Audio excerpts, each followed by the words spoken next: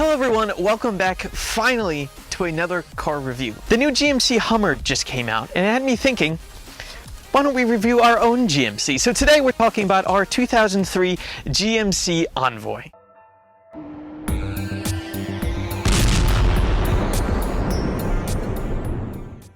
Alright, so in our seemingly endless fleet of Grundle vehicles, we have one that we have still yet to review. This is our 2003 GMC Envoy, and we have owned it since 2003. This has been in the family since brand new. It's one of the few cars we've actually bought new from factory.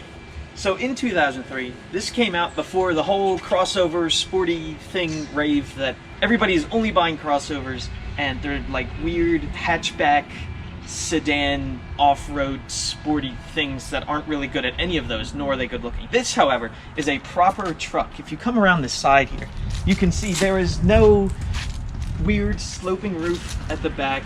There is no nonsense spoiler or like weird vents. This is a truck and it does not pretend to be anything else. And that makes it good at being a truck, unlike those other cars that try to do everything and then are okay at everything. This is very good at being a truck. And being in our family since 2003, we've had practically no issues with it. It's been a fantastic vehicle. The Envoy is the GMC version of the Chevy Trailblazer. So it's like the Trailblazer, but you get a few more nice things in the interior and a, you know, just a general overall better package because it's a GMC, which is the higher brand over Chevy. It's a slightly smaller than the Yukon you could get, which is the GMC version of the Escalade, basically, where that was even bigger, but this is just the right size. It's the XL, which is the long wheelbase, so it's longer than your normal GMC, but it's not quite as big and lifted up as the Yukon. So the engine for this truck is a straight 6. It's a 4.2 liter inline 6, which is just an awesome truck engine. I mean, you don't get inline 6s in anything anymore. So let's take a look at it. So like I said, 6 in a row, ready to tow. This truck was actually offered with a V8 as well, but we decided to go with the straight 6 since really the numbers of the V8 weren't really that much higher and the gas mileage was way down. So we went with the inline 6. This isn't particularly efficient. I think it gets, like, we get 13 miles per gallon or so. I think it's supposed to get 16. It's 270-ish horsepower, 270 foot-pounds of torque, which is a lot of torque. Aside from probably our Corvette, it makes the most horsepower out of anything else we own, which makes sense because it's also 5,500 pounds, so it's pretty heavy. So while we're around front, one of the only things we've ever had to replace on this car is this whole front bumper. We actually were in a front-end accident with it, very slight, you know, just fender bender, but this whole grille, including the outside pieces, were pushed in, and for a while, everything was held together with just screws. So eventually we got this whole new piece put in from eBay, and it looks practically new. I mean, we got some chips and stuff. I did it first try! That never happened. Coming around back to our GMC, you can see again XL, which means it's extra large, which is just cooler. We got this massive back window, and we have our tow hitch here. This is our tow hitch cover.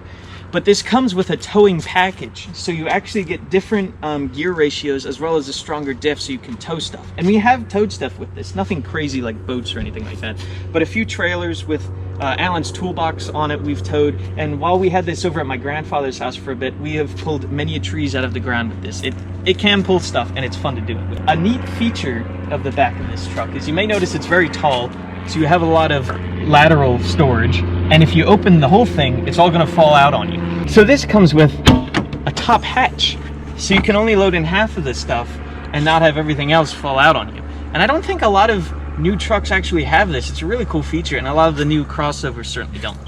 Now, this being from 2003, you do have another issue that these hydraulic struts, well, they don't work anymore. So anything you have to put in here, you are the support. You become the support. We've even looked into GMC fixing this for this, and they just told us that that's the way it is. So that's the way it is. And then of course we have the whole thing. No power trunks here. We lift our tailgates like men. Anyway, you can see with the very rear seats up, it's a 3-row car. There isn't too much storage space. You do get, you know, this shelf you can put stuff under. There's another compartment under here. And with the height of it, you can fit a good amount of stuff in here, but it's not really that much with all of the seats up. Now, talking about that, come around the side, we do have another really cool truck thing in that we have a proper roof rack up here. We actually have stuff you can put on here. This is plastic and these are adjustable as well, like Tom's Jeep. You can actually adjust where they go. And we have taken this on road trips and we have used the roof rack for stuff. So it is practical, you can use it. It's pretty awesome. Let's take a look inside. So you join us in the interior of the GMC, and with my camera person up front, you can see just how long this truck is. I'm in the very back, and there's plenty of space back here. We actually get pretty cool cup holders. There's enough space for 2 people back here, and famously, we have stadium seating, which means that the back seat is actually elevated compared to the other sets of seats. So the roof goes up back here, so I have plenty of headroom, and I can see over everybody, which actually helps a lot because I can see where we're going compared to all the way back here. In order to get out, there's actually a latch here on the back of this seat. You fold it down, and then there's another one you pull, and it folds up just like that, and you can get out. Again, no power seats here. We don't need them. So there's a lot of cool stuff, just like the other seat. This seat can fold down as well. I mean, just look at all the space you have back here. And then these pop out like that, and they fold right down, and you have the whole thing flush. Same thing over here, although another interesting thing is that the latch actually broke off for this, so you have to find it under here.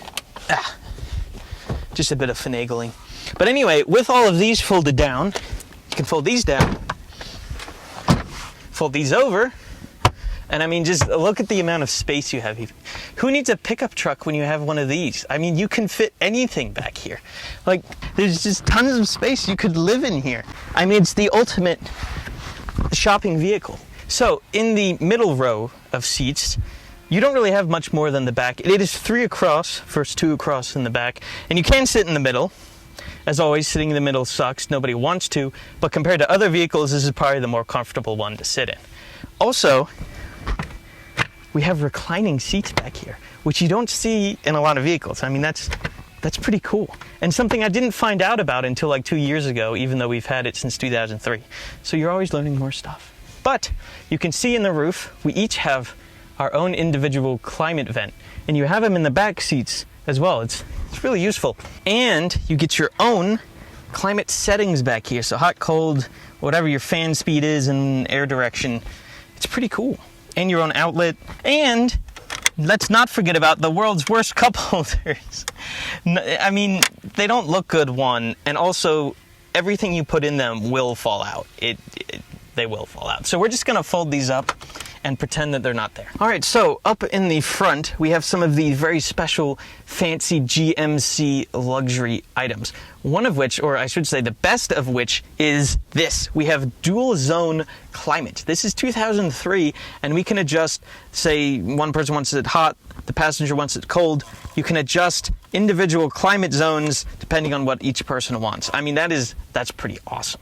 Other than that, again, this is pre-screen era. It's 2003, so you don't have any screens in here, which is totally fine with. Go check on my video about why knobs and buttons are so much better than screens. But it does look very 2003. Needless to say, it all works very well. We even have a CD player. How high-end is that? But, I mean, we got a cassette player. I don't even remember using a cassette in here, but I kind of want to now just because we have one. But other than that, you got all your normal stuff. We got our back windshield wiper. We have our drive modes here. So we have 2-wheel drive, 4-wheel drive, or that's all-wheel drive, 4 high and 4 low. So for you who don't know, all-wheel drive means that it's rear-wheel drive until it needs all 4 wheels. So as soon as it detects the wheel slipping, it'll put it in all-wheel drive, or 4-wheel drive then, and then when you're not slipping anymore, it'll put it back in rear-wheel drive. Or you can just lock it in 4-wheel drive, and we have high and low for that. We don't usually use 4-wheel drive just because we don't need it all that much, but it is nice in the snow or rain. You can put it in 4-wheel if you need to. And this is a proper truck, so it is rear-wheel drive unless it's 4-wheel drive, not like these front-wheel drive nonsense. We have all of our modes there, and other than that, that's about what you get, but that's really all you need. And one of our aftermarket additions, of course, is our foot lighting, which our local mechanic put in, and it is vibrant.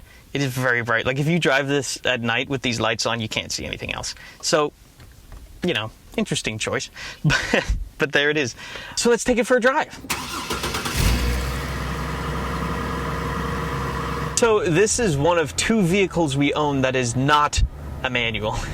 This isn't it is an automatic. Funny enough, it's actually a 4-speed, which seems like not a lot. With this engine, 270 foot-pounds of torque, 4 gears, even with all of that, I mean, it drives perfectly normal. I never even knew it had only 4 gears until I looked it up this morning. It drives fine, you don't even notice it. Another cool thing you have here is you can actually lock it in gears. So we were going up to this mountainous place one time with these huge hills and everything. It made up all the hills fine, and then on the downhills you can actually lock it in, say, 3rd or 2nd gear, so you don't have to use the brakes, which is pretty cool, and it drives really nice. Again, it's not a sports car. It's not trying to be like those new crossovers. It's a truck, and it weighs 5,500 pounds, and it feels like it weighs 5,500 pounds. This thing is weighty. It is solid. It's not something you're gonna whip around the corners. It's a truck. But seating is very nice. I love these seats. They are cloth, but again, we've had this truck since 2003, and I mean, they look totally fine. There's no holes or anything. Nothing's breaking. It looks brand new. Same with the rest of the interior. It is 2003 GM vehicles, so you know we have lots of plastic over the dashboard and everything, but I mean, there is nice stuff in here, like the whole dash and the center console. It's pretty nice material, and again, it hasn't faded, it hasn't worn out, it all looks pretty fine. But yeah, seating position is great. Windshield is actually pretty small because you've got a pretty high hood level, but you sit up real high, so you can still see over everybody. And the hood isn't that long, so it doesn't get in the way. It's just mainly the back that is very long. It's like, as you can probably see from the other camera angle, you sit way back there. I mean, you're right on the rear wheels, which is why you sit up a little higher. But again, stadium seating is pretty awesome. It's just this truck and my Dart has the automatic tinting rearview mirror, which is pretty cool. This also has OnStar, which means you can call people on it, though I don't think we've had that active for a long time, and even when we did, it never worked. It's not a good system. Oh, cool feature, this truck has 2 air conditioning compressors, which means since it's such a big area in here, you don't just have one compressor to blow cold air out. You have one compressor for the front and then another compressor in the back, so the AC in this truck is just outstanding. I mean, it has the best climate control out of any of the cars we own. It's outstanding stuff. But yeah, like I said, I mean, it's got thick sidewall, it's a heavy truck, and it just cruises. Like, this thing on the highway is just fantastic because it's nice and quiet in here. You got plenty of space, it's airy, and it's planted, and it goes over bumps and you don't even feel them. It's really nice. And along with that, we actually have a nice sunroof in here. Yep, one-touch sunroof, which is about the best luxury feature you can have, is one-touch buttons. And it is tinted, so when you have it closed, the sun isn't blinding you. Here we go on our twisty roads, but we're not gonna try to go fast around here. That doesn't make any sense. Performance driving. Look at all the nice fall colors. Steering's fine. It's weighty, just so you know, you get a sense of the size of the truck you're driving, but it's not like it's an effort to turn. It's just totally fine steering wheel. You do have a big steering wheel, but it makes sense. You're in a big truck. You don't want some wimpy little steering wheel. Another cool feature that goes along with the sunroof is actually in the back, we have these really awesome, also notice the top mounted buttons here, which is just great. We also have these really neat, just sort of vented windows, so you get all this air in from the sunroof, and then all the air goes out those windows. It also helps when you have the windows open, you don't get that annoying flutter that breaks your eardrums. This has those awesome vents, and it'll just let the air out, and it works really well. Alongside those cool back windows, all the windows aside from the windshield and 2 front windows are tinted, which is cool. That's from factory. You can't tint the front ones because that's illegal in New Jersey for some reason. But yeah, all the back windows are tinted. From the outside, you can't see in. It's a really cool touch. It's a proper truck. You can tow stuff with it. It's rear-wheel drive. You can put it in full-wheel drive. You sit real high up. Tons of space. I mean, this is such a practical vehicle. We use it for everything. And I mean, we sometimes burn CDs for this, or you can get that really cool, just you put the cassette in and you can hook it up to your phone, which is really neat. You don't need a screen in these vehicles. You have all the features you need right here. We got our buttons, we got our fan speed, we got levers and sliders, physical sliders. And I don't understand who created sliders on screens, but they never work. Real sliders. It's so great.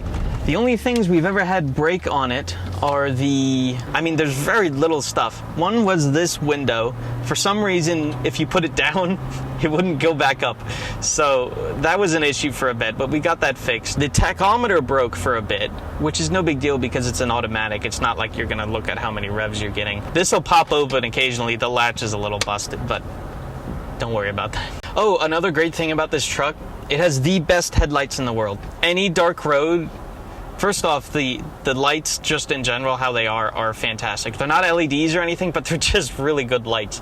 It's got awesome fog lights. And then the high beams, I mean, it's like collapsed sun high beams. Like, you see everything. It's really good, though don't forget to turn them off because you will be blinding everyone in front of you. You want to see the rear windshield wiper? Ooh.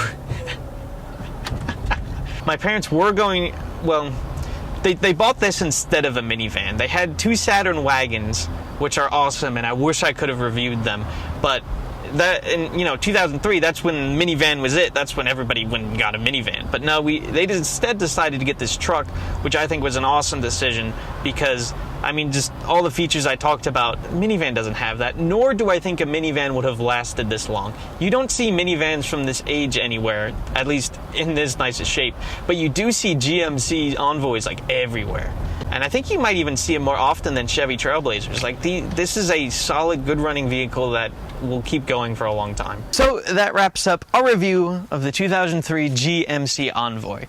A lot of people don't think of the early 2000s as a good era for cars, for a good reason, but this is an outstanding vehicle that really stands out. I mean, it does everything a truck should very well, and we're all very attached to it. This is just an awesome truck. See you guys next week. Hello everyone. I need to put my Crocs in sport mode. Okay, number one, we have new microphones, so you can hear me talk and you don't hear all the time. Sorry for everyone wearing headphones. Anyway, now we should have clearer audio. Nah, I don't like. We're gonna film it again. You could get a. I do this every video. This one's actually pretty easy. It's right here. You can't find it. I'm sure our local mechanic could tell you a lot about it, but other than there's 6 cylinders in a row, I don't really have anything to say. But it's pretty cool to look at. For a sense of scale. There we go.